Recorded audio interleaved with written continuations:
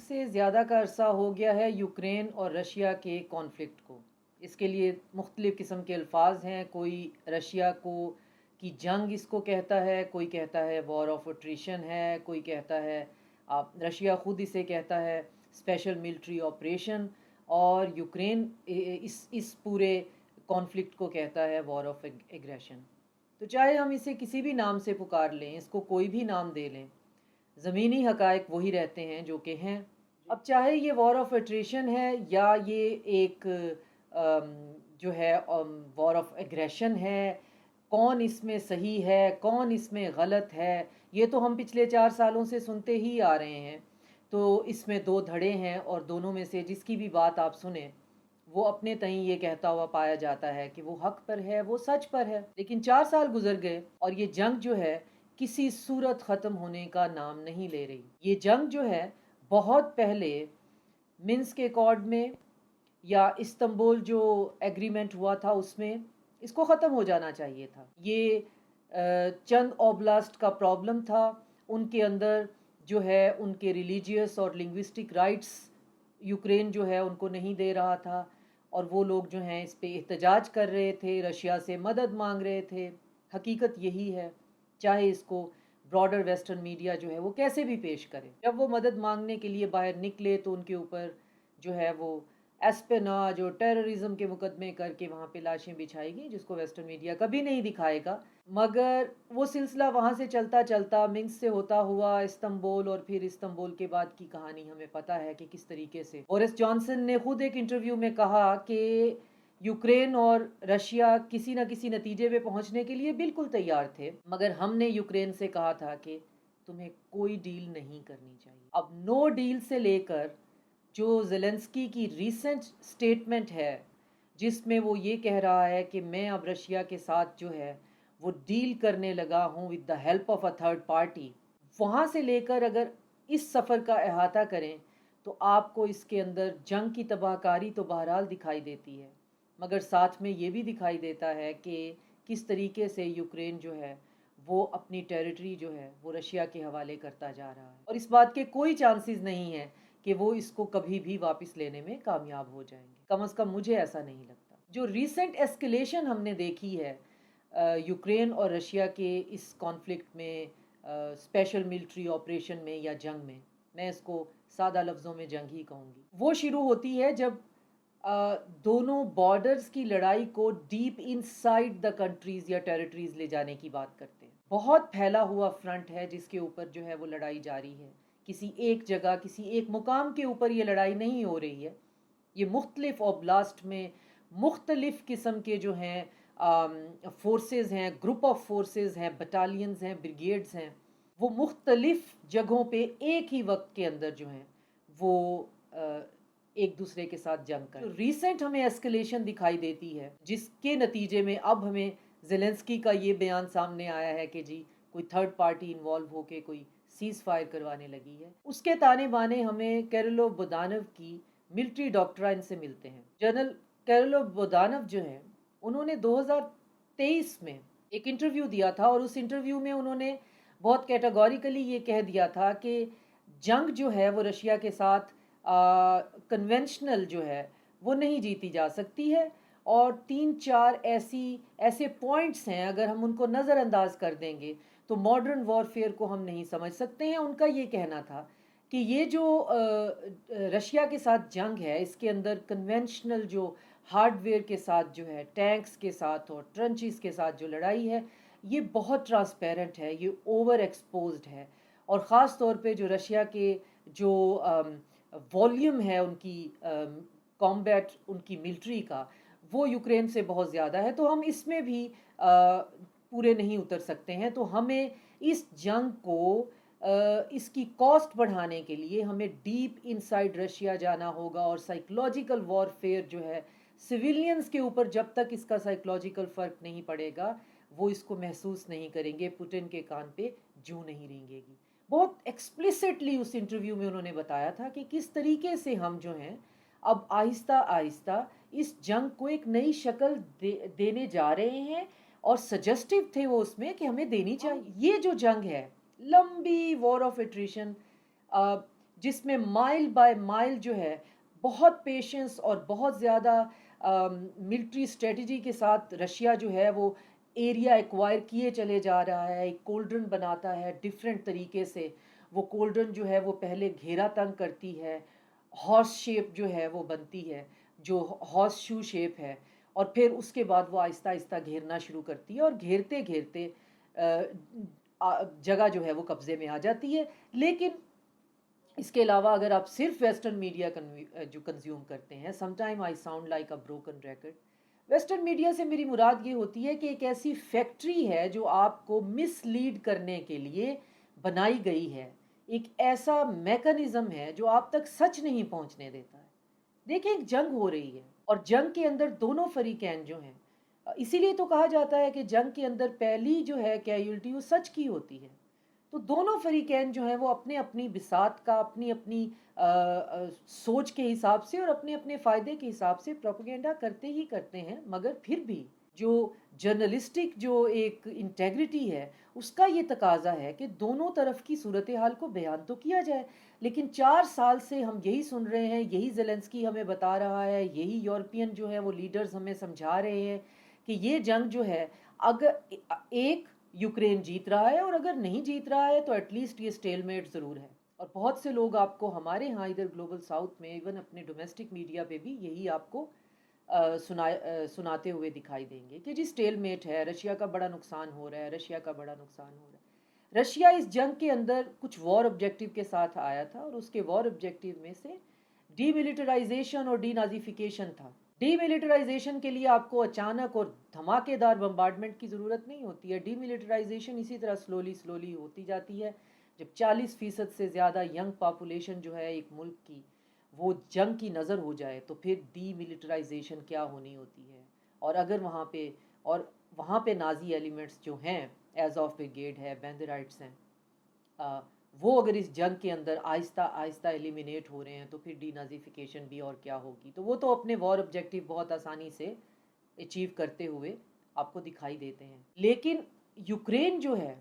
وہ صرف اس جنگ کو نیریٹو کی بنیاد پہ جیت رہا ہے, وہ صرف اس جنگ کو ویسٹرن میڈیا کے بھروسے پہ جیت رہا ہے, یا زیلنسکی جو ہیں وہ آپ کو ویسٹرن لیڈرز کے درمیان میں بیٹھے ہوئے ان کی تقریریں اور ان کے دلاسے اور زیلنسکی کے بیانات میں آپ کو جیتتا ہوا دکھائی دے گا. یہ پہلے جو وار آف ایٹریشن تھی جس میں جو کہ بارڈرز پہ تھی, جس پہ 5 سے 6 یوکرینین اوبلاسٹ, بلکہ اگر یہ کہا جائے کہ پورا صدرن یوکرین جو ہے وہ رشیا اپنے کنٹرول میں لے چکا ہے تو غلط نہیں ہوگا. اور اب جب کہ ایک نئی ڈاکٹرائن کے حساب سے یہ ڈیپ انسائیڈ کا وارفیئر بننے لگا ہے, تو کیرولو بدانو جو ہیں جن کو زیلنسکی نے بہت سیلیبریٹ کیا, بہت چیرش کیا اور بہت سی جگہوں پہ کہا کہ جینیس ہیں جنہوں نے ہمیں ایک ایسی ڈاکٹرائن دی کہ جی ڈرون وارفیئر کو آپ جب تک حصہ نہیں بنائیں گے آپ کے باقی مسائل حل نہیں ہوں گے. تو جو ان مین جو وارفیئر ہے وہی حقیقت ہے, وہی سچائی ہے, اور وہی ہمیں فتح کی طرف لے جا سکتی ہے. تو بہت زیادہ سیلیبریٹ کیا گیا ان کو اور ان کی آئیڈیا کو. تو اب اس جون میں زیلنسکی نے اپنا 40 دن کا ایک وار پیکیج اعلان کیا. اس نے کہا کہ جی 40 دن کے اندر اندر ہم وہ دھواں دار دھماکے دار جو ہے وہ رشیا کے اوپر ڈرون اٹیک کرنے والے ہیں کہ رشیا جو ہے وہ کسی بھی نیگوسیشن کی ٹیبل پہ ہماری ٹرمز کے ساتھ بیٹھنے پہ مجبور ہو جائے. اور 40 دن جو ہیں وہ بھی کس کیلکولیشن کے حساب سے ہیں, میڈیا اس کے بارے میں بھی قیاس سرائیاں کرتا ہے کہ یہ 40 کا ہنسا بھی جو ہے وہ بہت پرفارمیٹیو ہے. خیر ہم اس بحث میں نہیں جاتے, اس کی ڈیٹیل میں نہیں جاتے. تو 40 دن جو ہیں کا ایک فریم لے کر, ایک ونڈو لے کر زیلنسکی نے کہا کہ جی جناب deep inside the Russia drone attack ہونے ہیں. اور ڈیپ انسائیڈ رشیا میں آئل ریفائنریز ہیں, ایون سکول ہیں, سکول بسز ہیں, ایک ڈارمیٹوری ہے, اس کے علاوہ جو ہے وہ گیس آئل ریفائنری ہے. تو تقریباً 2000 سے زیادہ جو ہیں وہ جگہوں پر نشانہ جو ہے وہ لگایا گیا ہے. تو جو ڈیپ انسائیڈ ڈرون اٹیکس ہیں ان کی افادیت پہ تو ہم بعد میں بات کرتے ہیں, اس کے ساتھ ہم 2 باتیں اور کر لیتے ہیں کہ اسی 40 دن کے اندر یوکرین نے ڈیسائیڈ کیا کہ जहाँ रशिया प्रॉपर के ऊपर हमला करना है वहाँ क्रेमिया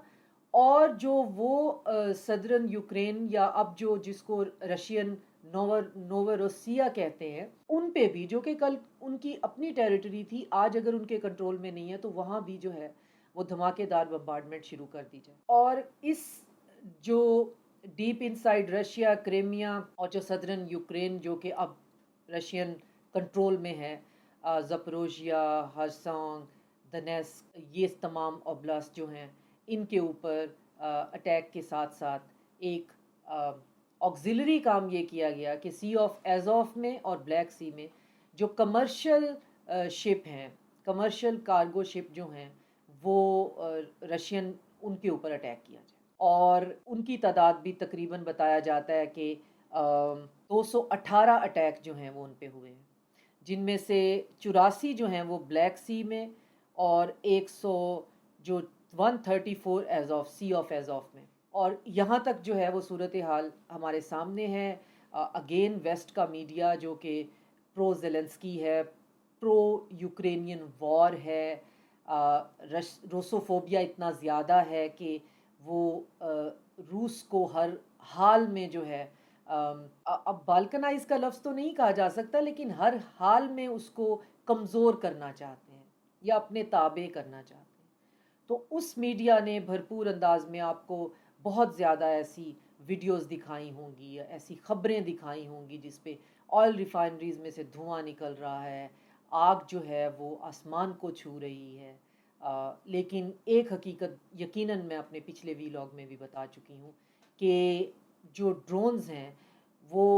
इस तरह के हैं जो कि यूक्रेन इस्तेमाल कर रहा है कि वो ज़्यादा लंबे अरसे तक जो है वो लंबे फासले पे ज़्यादा पे लोड लेके जा नहीं सकते हैं। तो फासला अगर वो ज़्यादा तय करते हैं तो फिर उनका पे लोड कम करना पड़ता है, और पे लोड कम करने के लिए अगर उनको अच्छी तस्वीरें चाहिए जो वेस्टर्न मीडिया के लिए, तो फिर वो केरोसिन ऑयल जो है वो अपने साथ जो है वो लेके जाते हैं। और वो केरोसिन ऑयल से जो आपको धुआं और आग दिखाई देता है वो एक ड्रामेटिक इफ़ेक्ट है जो कि सिर्फ for the sake of western audience उसको बनाया गया है। तो इस बात पे एक अजीब सी इंसान को झुर्झुरी ज़रूर आ जाती है कि क्या जंगें भी सिर्फ इसलिए लड़ी जाती हैं कि कल की अखबार की ख़बर में हम फातेह तस्लीम किए जाएँ? आप असल में जीतेंगे या नहीं जीतेंगे क्या ये मैटर ही नहीं करता है? तो ये तमाम हमले जो हैं वो रूस के ऊपर जब इस तरह से हो रहे हैं, जिसमें अगेन जो है नुकसान तो बहरहाल ड्रोन अटैक हैं, नुकसान का तो आप कोई भी नहीं कह सकता कि जी नुकसान नहीं हो रहा, लेकिन जिस लेवल का नुकसान वेस्टर्न मीडिया बता रहा है वो नुकसान नहीं हो रहा है। बहुत जल्दी जो है वो चीज़ें दोबारा से फंक्शनल हो रही हैं, दोबारा से काम पे जो हैं वो ऑयल रिफाइनरीज जो हैं वो तो बनी ही इस तरह से होती हैं कि उनका बहुत ज़्यादा नुकसान हो नहीं सकता है, और एक ड्रोन तो उनका बहुत ज़्यादा नुकसान कर नहीं सकता है। और अब कितना नुकसान हुआ है, अगेन मैं पहले इस पे बात कर चुकी हूँ कि नुकसान जो है ये कहना कि बिल्कुल नहीं हुआ है तो ये भी गलत होगा, लेकिन नुकसान इतना ज़्यादा हुआ है कि रशिया घुटने टेक देगा, ये भी गलत है। तो बात फिर आके वहीं पे ख़त्म हो जाती है कि आखिर रशिया को इतना उकसाने की क्या ज़रूरत थी कि उसके ऊपर एक नई डॉक्ट्राइन, जो कि वीडियो के शुरू में मैं आपको बता चुकी हूँ, किरिलो बुदानोव जो हैं जिन्होंने पेश की और जो कि ज़ेलेंस्की को बहुत पसंद आई। ज़ेलेंस्की ने उनका बहुत ज़्यादा, और वेस्टर्न मीडिया पे भी हमने बहुत उनका नाम सुना कि जी एक जीनियस हैं जिन्होंने यूक्रेन की जंग की जो है वो काया ही पलट दी है, और जिन्होंने एक ऐसा टेक्नोलॉजी का जो है वो नया दौर लेके आ गए हैं, जिसको बाद में फिर लोगों ने समझा और समझाया कि वो जो नया जो एक वॉर की नई टेक्निक थी वो बुनियादी तौर पर उन ड्रोन के पार्ट्स की जो कि ज़्यादातर जो है वो चाइना में बनते हैं और बहुत से और कामों के लिए भी इस्तेमाल होते हैं, लाइक मिलिट्री हार्डवेयर के तौर पे नहीं इस्तेमाल होते, जैसे कि हम सब जानते हैं ड्रोन्स का और भी बहुत सा इस्तेमाल है। तो ये तमाम जो स्पेयर पार्ट्स हैं ये चाइनीज़ मार्केट से ही जाते हैं और डिफरेंट पोर्शंस में डिफरेंट पुर्जे जो हैं वो बन रहे होते हैं। हाँ, ये यूक्रेन ने जो टेक्नोलॉजिकल रेवोल्यूशन की बुदानव के अंडर, वो ये कि इन सब को इकट्ठा करके तो ड्रोन्स बनाने शुरू कर दिए, और जिस किस्म के ड्रोन्स ये बना रहे थे उनकी एक लंबी लिस्ट है। जितनी वैरायटी के ड्रोन्स जो हैं वो यूक्रेन के अंदर बन रहे हैं, जिनमें FPV-1 है, FPV-2 है, AN-96 जो है, اور پھر اس کے بعد جو ہے UJ-26 بیور ہے، بلاوا ہے، ریم 2X ہے، ہارنٹ ہے، بارس ہے، موروک ہے، سیچین ہے اور فلیمنگو ان کے جو ہیں. تو یہ شاید ان میں سے 4-5 نام رہ بھی گئے ہیں. تو پوائنٹ یہ ہے کہ اتنی ورائٹی جو ہے وہ یوکرین کے اندر ڈفرینٹ جگہوں پہ مینوفیکچر ہو رہی ہے، اور اس کا بنیادی مقصد یہ ہے کہ ایک ایسے نظریے کو ساتھ لے کے چلا جا رہا ہے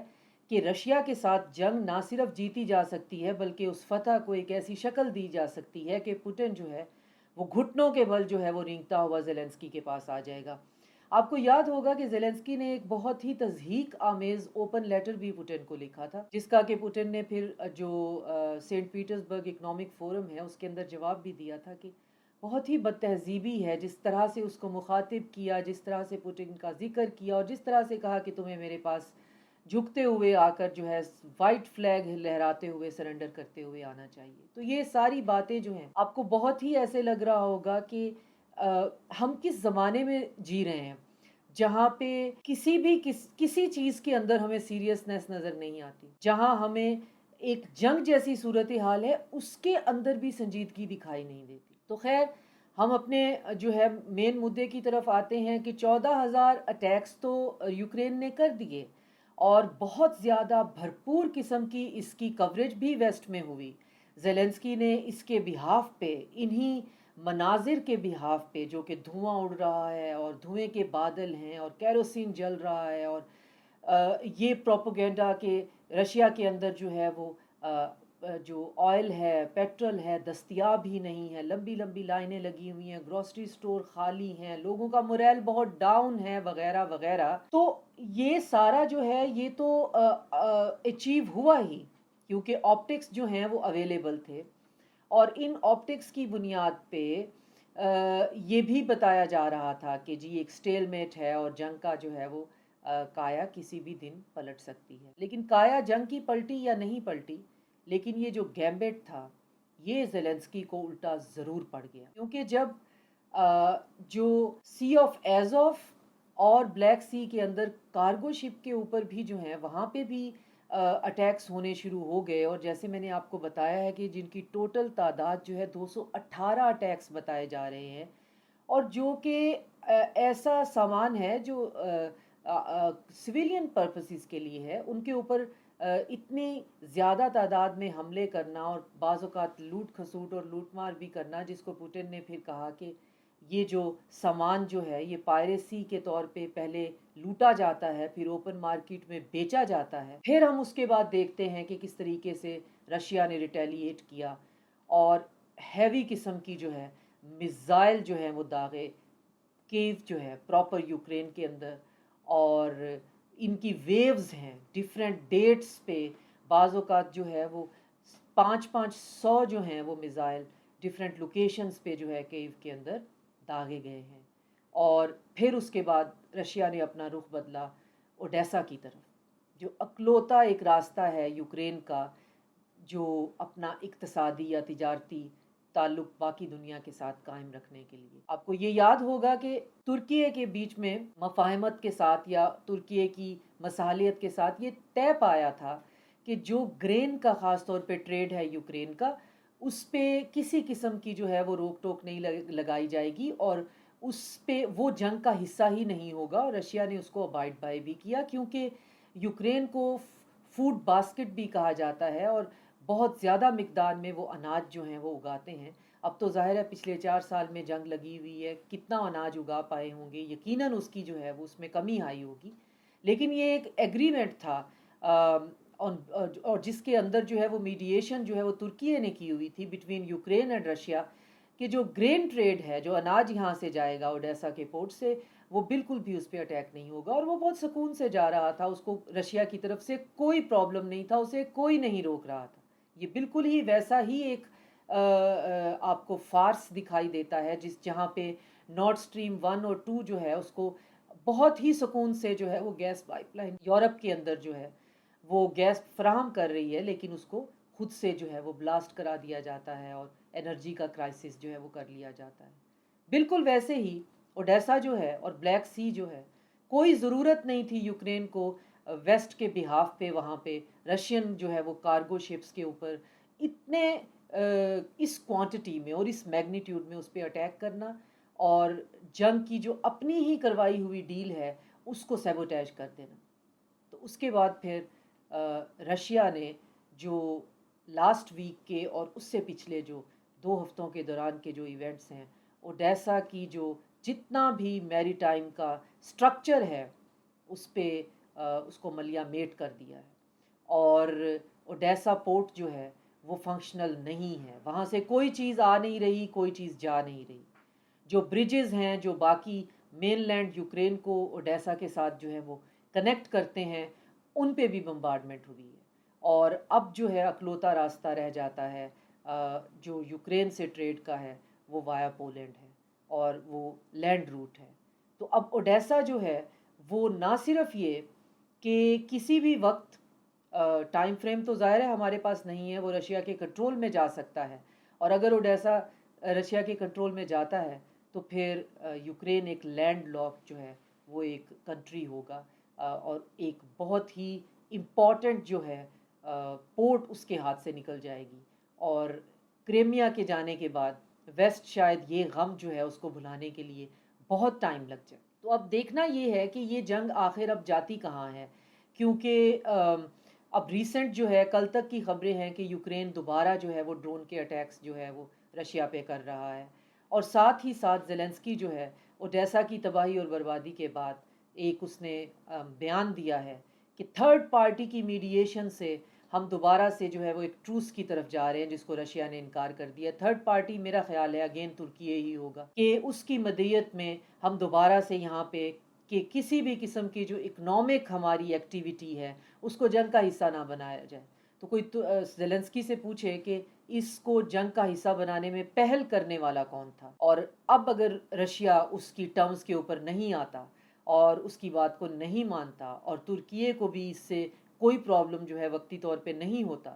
تو پھر یوکرین جو ہے اس کا فیوچر کیا ہونا ہے. کیونکہ کیو کے اٹیکس کے بعد تو وہاں پہ شدید بلیک آؤٹ ہے، دکانیں خالی پڑی ہوئی ہیں. اب وہاں پہ اگر اناج کی جو ہے وہ ایکسپورٹ نہیں ہو پاتی ہے اور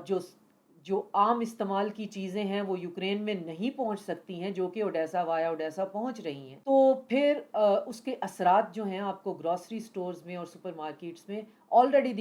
دکھائی دیے جانے لگے ہیں، کیونکہ وہاں پہ شیلف جو ہیں وہ کمپلیٹلی ایمپٹی. تو یہ ساری کی ساری صورتحال ایک ویسٹ ایک تماشائی کی طرح اس کو دیکھ رہا ہے، اور اس تماشے کے اندر بجائے اس کے کہ وہ یہ بگل بجاتا رہے کہ ہم آج نہیں تو کل ایک اور پش ایک اور پش ایک اور پش، اور اس کے بعد جو ہے رشیا اپنے گھٹنوں پہ آ جائے گا. اور اس چکر میں اتنا زیادہ جو ہے وہ یوکرین آلریڈی رشیا کے کنٹرول میں جا چکا ہے، اور کتنا زیادہ اور جانا جو ہے وہ اس کی ہم کیلکولیشن کر سکتے ہیں، کیونکہ رشیا رکا تو نہیں ہے. اور اگر اس کے ساتھ کیرلو بودانو اور زیلنسکی کے بریلینٹ آئیڈیا کے طور پر جو اے سیمیٹریکل وار جو ہے وہ لانچ کی گئی جو وار آپٹکس کے لیے، تو وہ بھی الٹی پڑ گئی. اور وہ جو اے سیمیٹریکل وار ہے جب وہ اپنے گھر تک آئی تو اب جو کیو ہے وہ بالکل تاریک ہے، اوڈیسا کی پورٹ جو ہے وہ فنکشنل ہی نہیں ہے، اور وہاں پہ گھمسان کا رن پڑا ہوا ہے. اور جنگ جو ہے جو کہ وار آف ایٹریشن ہے، جو کہ آلریڈی ڈفرینٹ جو ہے وہ فرنٹس پہ جاری ہے، وہ اسی طرح سے جاری ہے. اور اب تو ویسٹرن میڈیا بھی یہ کہنا شروع ہو گیا ہے کہ اس 40 دن کے جو اے سیمیٹریکل وار کی آخر ضرورت کیا تھی، کیونکہ وہی بدانو جو کبھی زیلنسکی کے آنکھ کا تارا ہوا کرتا تھا اس کو اسی جو ہے وہ پوسٹ سے ہٹا کر اس نے اپنا خیر اپنے جو ہے وہ پریزیڈینشل اس کے اندر جو ہے آفس کے اندر اعلیٰ عہدے پہ وہ فائز ہے. لیکن بہرحال یہ ایک ڈیفرنٹ پروگرام کی ڈیفرنٹ کہانی ہے کہ کس کو ہٹا کر کس کو لگایا گیا ہے. اور اب جو بودانو کی جگہ پہ جس بندے کو اپوائنٹ کیا گیا ہے اس کا تو کوئی جنگ کا بیک گراؤنڈ ہی نہیں ہے، وہ ایک بزنس مین ہے. تو اگر وہ بھی ایک نئی جو ہے وہ بساط بچھا کر بیٹھ جاتا ہے، اور اس بساط کا مقصد کیا ہے کہ وہ بے تحاشا کرپشن جو کہ یوکرین کے اندر ہو رہی ہے، اور وہ جو ٹریلینز آف ڈالر جو ہیں جو رشیا کی کمر توڑنے کے لیے پورا یورپ اپنے ٹیکس پیئرز کے پیسوں سے اور امریکہ جو ہے وہ ان کو فراہم کر رہا ہے، اس کی کنٹینیوٹی جو ہے وہ چلتی رہے اور یوکرین کے پاس پیسہ آتا رہے، اور زیلنسکی جو ہے وہ اپنے احمقانہ قسم کے جو ہے وہ فٹیگ سوٹ کے اندر ساری دنیا کے اندر جا کر یہ بتاتا رہے کہ چند پیٹریاٹ میزائل جو ہیں، جو بیٹریز اور چند انٹرسیپٹر اور چند میزائل اور چند بلین ڈالرز، اور اس کے بعد رشیا جو ہے وہ اپنے انجام کو پہنچ جائے گا۔ اب رشیا اپنے انجام کو پہنچتا ہے یا پھر یورپ کے بارڈر پہ، میں اگین ریپیٹ کرتی ہوں کہ ایک یورپ کے بارڈر کے اوپر ایک افغانستان جو ہے وہ یورپ کے گلے کی ہڈی بن جاتا، یہ وقت ہی ہمیں بتا سکتا ہے۔ ڈاکٹر شازیہ انور چیمہ کو اجازت دیجیے، اگلے پروگرام میں ایک نئے موضوع کے ساتھ آپ کی خدمت میں پھر حاضر ہوں گے۔ خوش رہیے، خدا حافظ۔